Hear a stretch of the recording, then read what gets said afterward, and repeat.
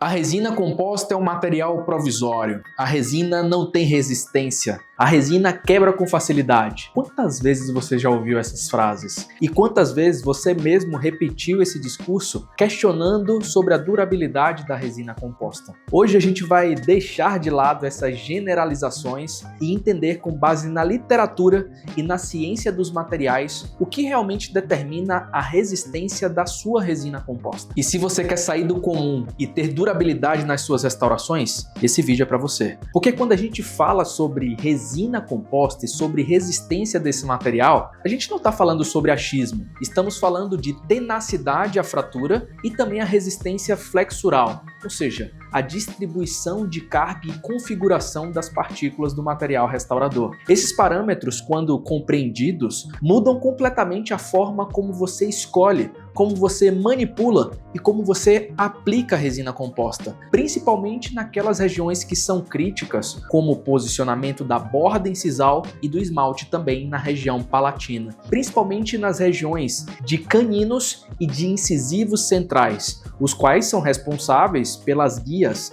seja ela protrusiva ou guia de lateralidade. Mas eu quero que você entenda uma coisa. A resistência da resina composta depende de dois pilares principais. O primeiro deles, tenacidade, ou seja, a capacidade do material impedir a propagação de trincas. A segunda, resistência à flexão, que é a capacidade do material de resistir sem gerar fratura nesse material. E a literatura é bem clara. A composição, o tipo, o volume e o peso das partículas de carga dentro da própria resina composta modificam bastante essas duas propriedades. Mas eu quero te mostrar isso na prática. Quando a gente observa uma resina como essa, a gente olha a embalagem e lê e visualiza todos os detalhes, a gente percebe. Essa é uma resina de micropartículas. Já essa outra, da forma, tem uma característica híbrida, ou seja, ela tem diferentes partículas. Partículas que são menores, outras maiores. A resina de micropartícula possui um excelente acabamento e polimento. Por quê? Porque essas partículas são micros, ou seja, são uniformes, são regulares, são pequenas, são com características esferoidais. Já as partículas híbridas, ou seja, de resinas microhíbridas ou nanohíbridas, que nada mais é do que um conjunto de partículas que são diferentes, em proporções diferentes, e nesses casos elas vão promover naturalmente mais resistência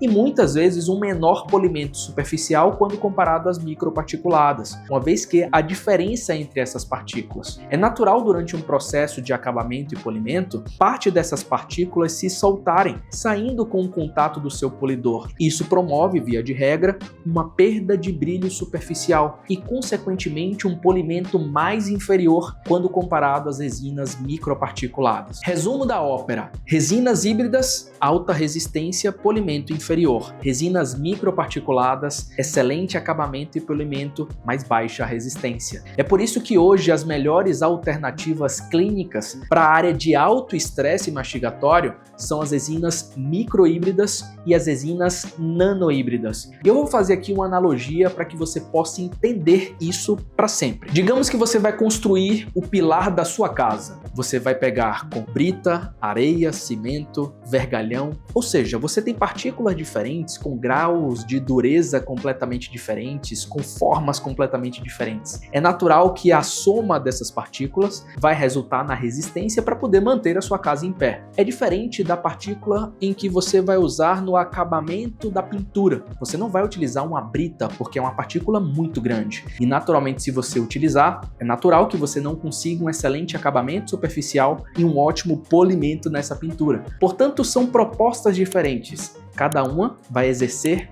uma característica importante na sua restauração, porque já falamos em diversos vídeos aqui desse canal, uma marca comercial apenas não consegue contemplar todas as características ideais de um material restaurador. É preciso associar justamente para ter resistência, para ter polimento superficial e capacidade de manutenção dessa cor a longo prazo e, naturalmente, a cor ideal através do nível de opacidade e saturação. Na minha prática clínica, alguns materiais têm se destacado pelo equilíbrio entre resistência mecânica e boa manipulação para que ele seja utilizado na região palatina, mais precisamente na construção dessa primeira camada através de uma guia. E aqui vão algumas opções de resinas recomendadas para o esmalte palatino e borda incisal. Forma da Ultradent, Stellite posterior da Tokuyama, Grandioso da Voco, Vitalescence da Ultradent, HRI na Misserion. E aqui vale um ponto de atenção para que você se atente. A resina na região palatina deve se estender até o limite da borda incisal, ou seja,